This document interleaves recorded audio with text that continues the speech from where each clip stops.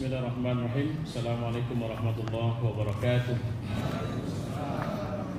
Alhamdulillahirabbil alamin wassalatu wassalamu ala asyrafil anbiya'i wal mursalin wa ala alihi wa sahbihi ajmain. Qala Allah fil Qur'an, a'udzu billahi as-sami'il 'alim minasy syaithanir rajim. Bismillahirrahmanirrahim. Am hasibal ladzina ijtarahus sayyi'ati an naj'alahum kal ladzina amanu wa 'amilus shalihat sawa'an mahyahum wa mamatuhum sa'a ma yahkumun. Apakah orang yang melakukan kejahatan mengira bahwa kami akan memperlakukan mereka seperti orang yang beriman dan orang yang mengerjakan kebajikan, yaitu sama dalam kehidupan dan kemudian kematian? Alangkah buruknya penilaian mereka.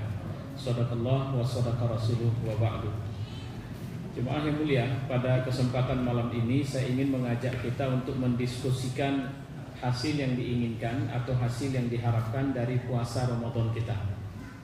Kalau Allah dalam Quran surat Baqarah ayat 183 menekankan la'allakum tattaqun, supaya bertakwa. Nah, persoalannya sekarang, apa dan seperti apa kita bicara tentang takwa? Tentu saja kata takwa adalah kata yang lazim. Saya pikir semua kita faham, tapi saya khawatir tidak semua kita mengerti sebenarnya takwa ini apa. Karena kalau kita sudah mengenal apanya takwa, kita akan berupaya menjadi orang bertakwa. Ya, keuntungan bertakwa rupanya apa? Dan bertakwa itu kapan? Apakah ketika takwa itu sifatnya normatif? Artinya begini, sama seperti iman, ya, atau sama seperti Islam sebagai sebuah sistem, atau takwa ini apa? Nah, ini yang insya Allah saya pikir kita diskusikan dulu.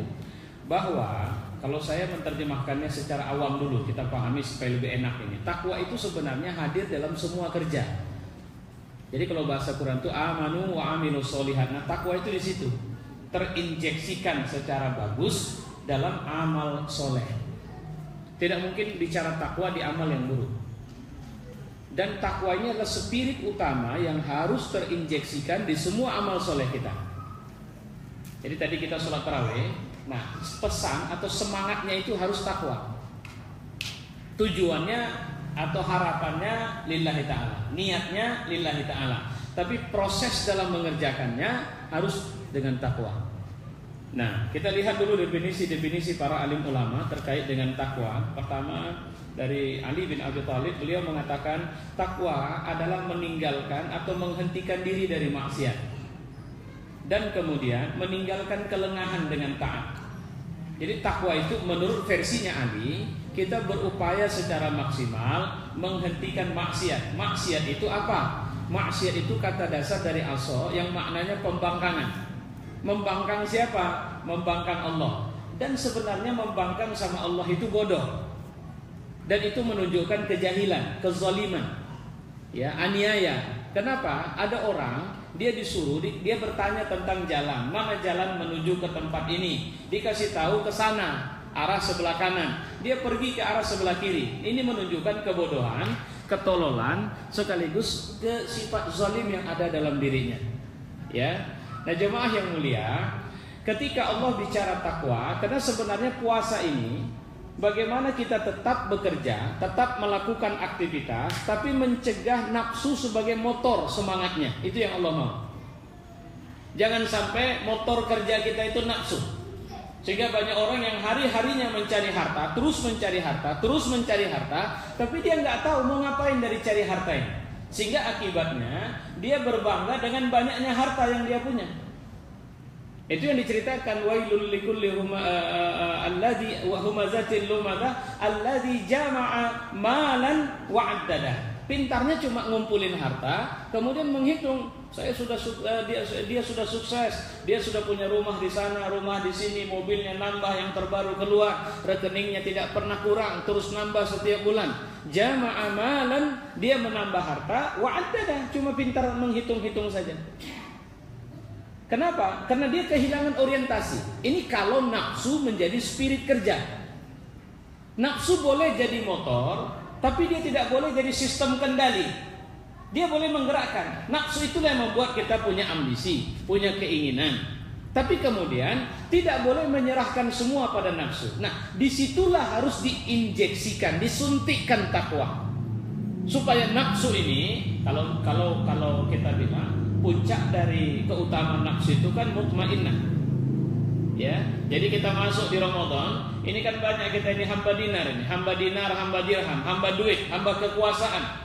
Ada orang kena semangat kekuasaan dan dia khawatir kekuasaannya diganggu, maka apapun dia buat, menghancurkan, menghabisi, menghina, menistakan, membunuh, dia bisa.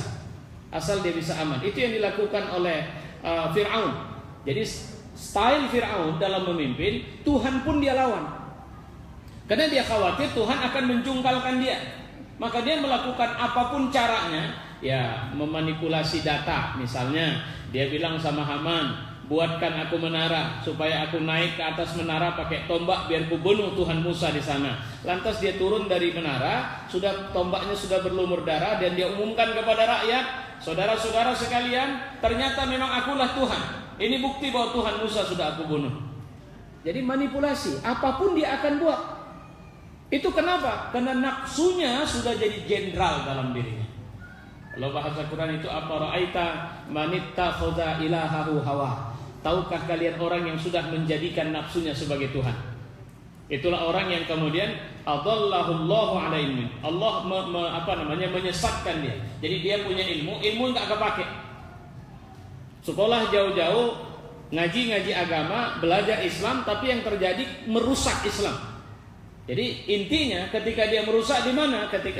Makanya ya kita berlindung kepada Allah karena negeri ini sudah dipenuhi orang-orang yang setan minjam mulut mereka. Ada orang yang memimpin ormas Islam terus kemudian ngomong bahwa nonton film porno itu jauh lebih baik daripada mendengar ceramah radikal. Karena kalau nonton film porno kita bisa istighfar, iya kalau sempat. Kalau nggak sempat lagi, kalau dia sudah larut di situ, kalimat dia saja sudah menunjukkan betapa bodohnya dari apa yang dia ucapkan. Tapi dia sudah tidak tahu lagi. Kenapa dia terjebak begitu? Karena itu tadi jenderal dalam hidupnya, bukan keimanan tapi nafsu. Nah, ini yang kemudian Allah menyuruh kita untuk merefresh ini. Sekarang apa yang paling melunjak dalam diri kita dalam nafsu? Nafsu berkuasa, nafsu harta, nafsu senang-senang, nafsu makan dan sebagainya. Allah ingin kita melakukan proses netralisasi atau merecovery, memperbarui, membaguskan sampai nafsu kita itu menjadi nafsu mardiyah. Nafsu mardiyah itu artinya apa? Nafsu yang Allah ridha. Kenapa? Karena dia sudah lebih sikoh apa maunya Allah. Dan nafsu mardiyah ini adalah nafsu yang sukses dunia akhirat. Hasanat fid dunia, hasanat fil akhirat. Kenapa? Karena Allah itu maunya kita ini sukses dunia. Allah nggak mau orang Islam ini susah. Allah mau orang Islam ini kelasnya kelas memberi. Dan itu sudah include dalam ajaran Islam. Dari kita lahir sampai mati. Lihat, kalau ada kafarat dari dari amal-amal yang kemudian kita langgar dan harus ada denda, dendanya selalu adalah ngasih makan anak yatim, merdekakan budak. Itu kan cerita pakai duit. Kalau nggak ada duit gimana? Kemudian salah satu rukun Islam bayar zakat, bukan terima zakat. Jadi artinya kelas orang Islam ini sebenarnya adalah kelas orang yang biasa memberi. Bahkan Nabi mengatakan idza mata ibnu Adam in qata'a amaluhu illa salasa. Salah satunya shadaqatun jariyah. Tetap lagi bicara ngasih. Agama ini sebenarnya meng-create kita, mempush kita, memotori kita, mendorong kita agar menjadi generasi yang biasa ngasih, bukan nerima. Kita ini masyarakat bermartabat, berkelas karena sebab agama kita. Kita tidak mau minum khamar dari sisi kalau orang pakai otak saja, khamar itu sudah pasti tidak mengenakan. Dia pasti tidak menganggap ini pasti kehinaan. Perempuan dalam berpakaian, Islam menyuruh menutup aurat, pakai otak saja, enggak usah yang lain. Kalau dibedakan antara yang menutup aurat dengan yang tidak menutup aurat, pasti kita akan mengatakan lebih bermartabat yang tutup aurat itu. Nah, ini yang Allah mau. Di Ramadan kita latihan bangun takwa 24 jam. Takwalah di depan suami, takwalah di depan istri, takwalah di samping tetangga, takwalah sama anak, takwalah kemudian kepada Allah Subhanahu wa taala. Jadi artinya apa? Mengupgrade kelas atau kedudukan kita, karena orang bertakwa amal solehnya adalah amal soleh yang Allah ridho. Allah lebih ridho mana? Kita sholat buru-buru atau sholatnya seperti yang seharusnya? Allah lebih ridho mana? kita ini kalau puasa kita itu kemudian mempuasakan mata, di mana mata tidak menjadi sebab rusaknya hati karena melihat sesuatu yang nggak benar, mendengar sesuatu yang nggak benar, atau biasa-biasa saja. Allah lebih ridho mana? Bapak selama bulan Ramadan tidak mau terima duit uang masuk yang nggak jelas. Pak, ini kebetulan ada titipan dari Pak Anu. Titipan apa ini? Kemarin kan proyeknya sudah selesai Pak, kita kan sudah sepakat sekian persen harus kita terima. Nah ini sudah selesai Pak, diantar. Oh maaf, sorry, saya mau kali duit ini. Tapi kira-kira menurutmu ini duit bisa buat saya masuk surga atau masuk neraka? Kayaknya masuk neraka Pak. Kalau gitu kau saja yang ambil kalau kau mau. Artinya orang bertakwa adalah orang yang berani hanya mencari sebab-sebab atau rezeki dari sumber yang halal. Dan pasti sumber halal jauh lebih banyak dari sumber yang haram. Pasti. Sama seperti makanan yang halal jauh lebih banyak dari makanan yang haram. Minuman juga begitu. Minuman yang halal jauh lebih banyak dari minuman yang haram. Cuma nafsu kita ini unik. Dia sering coba yang sikit itu. Yang dilarang itu yang cepat dia ingin cari. Nah ini yang kemudian Allah bilang hati-hati. Dulu orang tua kita itu dikeluarkan dari surga karena nafsu, bukan nafsu makan, bukan nafsu seks, bukan nafsu minum, bukan nafsu berkuasa. Nafsu apa yang Nabi Adam kira-kira? Apa sebab Nabi Adam keluar dari surga? Apa yang tergoda? Nafsu apa itu? Nafsu tidak berani keluar dari zona nyaman. Takut kali dikeluarkan dari surga. Setan tahu betul ini titik kelemahan, ini titik lemah kita. Ibu-ibu takut mukanya berkerut, anak gadis takut mukanya berjerawat, ada komedo, bapak-bapak setelah berpuasa kemudian takut dicopot dari jabatan, atau takut kemudian kehilangan jabatan sehingga apa saja dilakukan agar jabatan bertahan. Lawan-lawan politik, musuh-musuh politik dihabisin dan sebagainya. Ya sama seperti yang terjadi di negeri ini. Udah nggak peduli ini ulama atau tidak. Udah pokoknya buat atribut supaya orang dia jelek, bukan cuma di Indonesia, tapi dia jelek di semuanya. Maka dibuat segala cara apapun. Memang nggak perlu dicari kasus yang serius, cari kasus ecek-ecek, cari kasus abal-abal. Nah kemudian dengan kasus abal-abal ini hancur nama baiknya, itu yang diinginkan. Ingat saya ingat kisah Ibnu Taimiyah. Ibnu Taimiyah itu sampai meninggal di penjara itu. Kenapa dia meninggal di penjara? Karena dia dimasukkan di penjara dengan tuduhan dianggap punya pikiran-pikiran sesat. Sampai sekarang masih banyak orang yang menganggap Ibnu Taimiyah itu punya pikiran sesat. Dan dia bilang, apa yang mau mereka buat sama saya? Memenjarakanku sama saja nyuruh suku uzlah. Kalaupun aku diusir sama saja dengan menyuruhku untuk rehlah. Membunuhku sama saja dengan menyegerakan aku bertemu dengan sang kekasih, yaitu Allah Subhanahu wa taala. Ya. Nah, ibu-ibu, bapak-bapak, saudara-saudara, ini kira-kira yang harus kita perhatikan bahwa Allah sebenarnya mau takwa ini hidup di semuanya. Mungkin terlalu lama kita bicara. Kalau bicara hanya bicara kepada orang yang setara levelnya atau di atas kita barulah kita santun. Tapi kalau bicara kepada orang yang di bawah kita tidak santun. Nah, coba belajar takwa di bicara. Belajar takwa di berpenampilan. Jangan kemudian berpenampilan nifak, atau kemudian coba mana instrumen atau peralatan di rumah kita yang menunjukkan takwa kita atau tidak takwa kita. Ada nggak kursi yang kita beli yang memang kita sepakati itu tidak boleh didudukin oleh orang dari kelas biasa, harus dari kelas khusus. Presiden masuk rumah baru boleh duduk di kursi itu. Kalau tidak, jangan kasih siapapun duduk di situ. Nah itu adalah kursi yang mencerminkan ketidaktakwaan. Mana pakaian yang mencerminkan ketidaktakwaan? Mana tingkah yang mencerminkan ketidaktakwaan? Mana rezeki yang mencerminkan ketidaktakwaan? Latihlah diri kita untuk takwa di bulan Ramadan. Ini yang harus kita perhatikan. Nah, jemaah yang mulia, ada banyak yang patut menjadi indikasi tanda takwa sudah hidup nanti.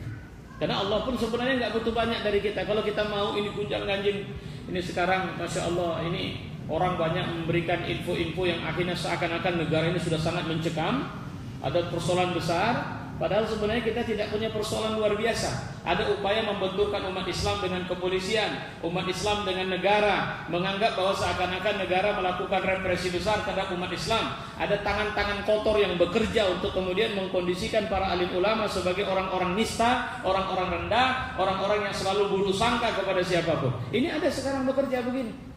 Nah, kita mau keluar dari semua ini. Allah cuma kasih syarat sederhana. Walau anna ahlal qura amanu wattaqau la fatahna 'alaihim barakaat minas sama'i wal ardh.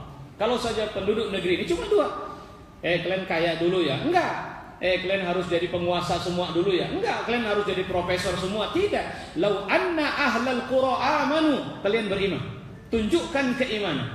Tunjukkan kualifikasi kalian bahwa kalian percaya aku yang punya langit, aku yang punya bumi, aku yang punya Indonesia, aku yang genggam nyawa kalian, aku yang mencabut nyawa kalian satu hari. Bisa percaya sejauh itu enggak?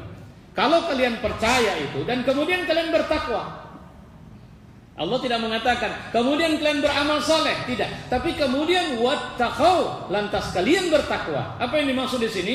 Kemudian kalian isi semua aktivitas kalian, fungsi-fungsi hidup kalian, apapun itu. Mau jadi presiden, tunjukkan kau bertakwa.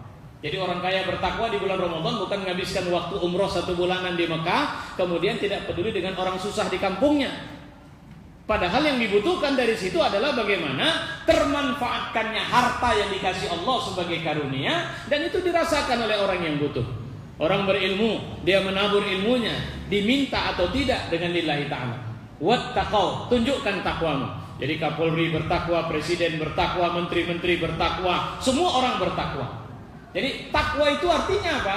Dia ingin melakukan sesuatu yang dimana menunjukkan di situ Allah suka sama dia. Dia laksanakan perintah Allah, dia tinggalkan larangan Allah. Apa perintah Allah? Enggak mungkin Allah memerintahkan kita untuk menjadi hancur di dunia. Allah tidak mungkin memerintahkan orang Islam untuk kelasnya lebih rendah dari orang kafir, tidak mungkin. Orang mukmin itu punya visi yang berkepanjangan. Di akhirat dia sudah punya target, apapun ceritanya, aku harus masuk surga, tidak boleh masuk neraka.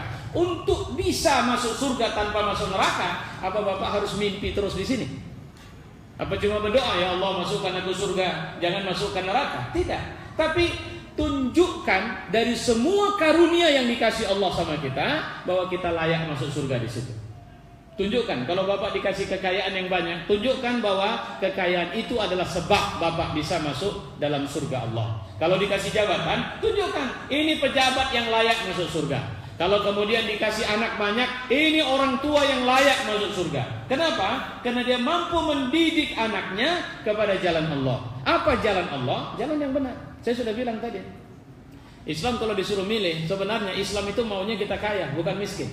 Islam maunya kita jadi pemimpin, bukan dipimpin. Islam maunya kita jadi trendsetter. Kita ini yang harusnya men-setting tren, perkembangan terbaru. Apa tren-tren di 2017 di Indonesia? Harus orang Islam yang di depan. Mau Allah itu. Tapi karena orang Islam tidak berdaya, orang Islam cuma jadi orang Islam, tapi tidak bisa menerapkan nilai-nilai Islam. Inilah akibatnya. Kita mudah kali dimasukin pengaruh-pengaruh. Banyak kita yang akidahnya numplak di perut. Gelar sarjana tinggi, jabatan tinggi, tapi disodorin uang, ambruk. Nah itu dia masuk numplak di perut. Ya, harga dirinya cuma harga perutnya. Bagaimana nyenangkan dia? Orang sudah tahu harga per kepala umat Islam di Indonesia berapa. Kalau pilkada berapa, kalau pemilu berapa, kalau mau jabatan berapa, mudah sekali. Mereka ngatur kita pakai harta. Dan itulah rusaknya kebanyakan orang-orang mukmin. Makanya sekarang ini banyak umat Islam memenuhi daftar paling banyak miskin orang Islam. Paling banyak suka bodoh orang Islam, paling banyak bertengkar orang Islam. Lihat di Timur Tengah, lihat juga di Indonesia, lihat di berbagai negara. Sekarang lapar. Ini ada beberapa lembaga kita yang memberikan beras untuk kelaparan. Di mana? Yaman. Yaman itu belasan juta orang lapar. Nigeria orang lapar banyak. Kelaparan. Kenapa kelaparan? Jawabannya karena mereka bertengkar. Kenapa mereka bertengkar? Ini tadi, mereka dimudah jadi pion banyak orang. Orang mukmin atau orang bertakwa, sama mereka jenderalnya cuma satu, Allah. Mereka tidak mau diatur untuk mengkhianati Allah, karena mereka tahu betul pengkhianatan kepada Allah itu sama saja dengan nista dunia dan nista akhirat. Contoh, ini Habib Rizik Syihab, ini contoh ini akhirnya saya sebut ini contoh ya. Beliau ini sekarang dituduh. Sama kita ketahui tuduhannya. Semoga Allah bersihkan dia dari tuduhan itu. Dia sudah ajak muhabalah. Muhabalah itu ibu tahu.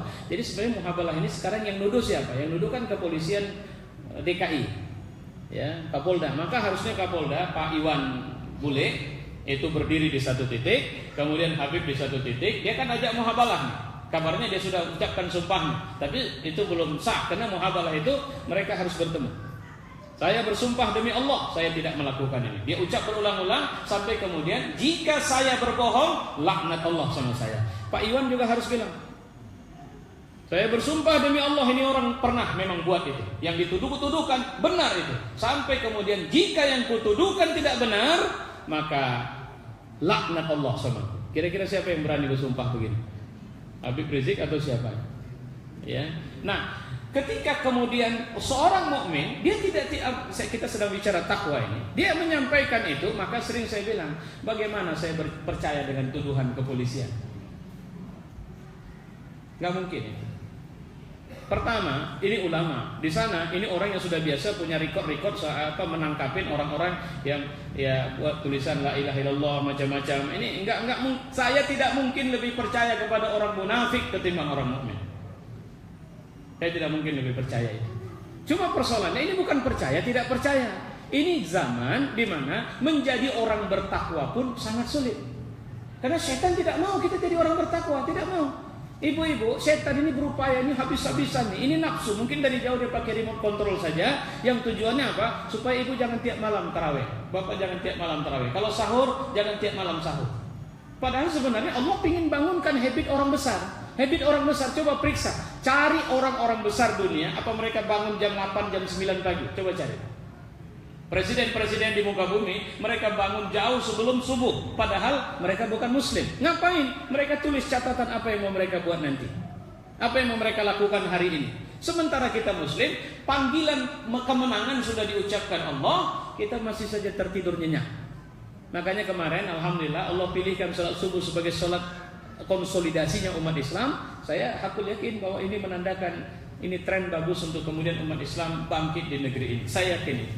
Dan semoga Allah jaga kita. Dan saya sampaikan segala fitnah yang dimunculkan. Orang tanya sama saya, itu Habib Rizik gimana cara kita nyikapinya? Sudah ada pengacara sudah 700-an, kurang apa lagi? Secara hukum biarin mereka kerja. Kita nggak usah mamprang-mamprang di sini. Kita doakan saja. Semoga kalau memang benar, ini tanda polisi kita makin bertakwa. Kenapa? Urusan beginian sudah diusut oleh polisi. Pasti urusan yang lebih buruk dari ini akan dia usut ini. Ya, ini baik sangkanya ya. Dan kalaupun memang itu benar, Habib Rizik misalnya, na'udzubillah min dzalik, jika saja itu benar, bisa jadi yang harus kita pahami bahwa manusia tidak ada yang maksum kecuali para nabi. Saya hanya begitu saja. Kita tak bisa bilang, oh nggak mungkin, pasti enggak. Tapi yang pasti kita harus bilang bahwa tidak ada manusia yang maksum. Ya, cuma nabi atau orang-orang yang ditentukan oleh Allah Subhanahu Wa Taala. Baik. Kita kembali kepada pelajaran kita sederhana. Ayo belajar untuk mengaktifasi takwa ini di semua urusan hidup kita. Ya, mengaktifasi, menghadapi isu dan sebagainya. Bagaimana kita jangan terjebak pada prasangka demi prasangka. Yang pasti semua kita harapkan akan keluar karena Allah mengatakan amanu wattaqau. Kita berharap negeri ini akan menjadi negeri yang baik, negeri yang Allah ridhai. Polisi, menteri, presiden, rakyat, semuanya orang-orang yang bertakwa. Saya pikir ini wallahu a'lam bishawab. Wassalamualaikum warahmatullahi wabarakatuh.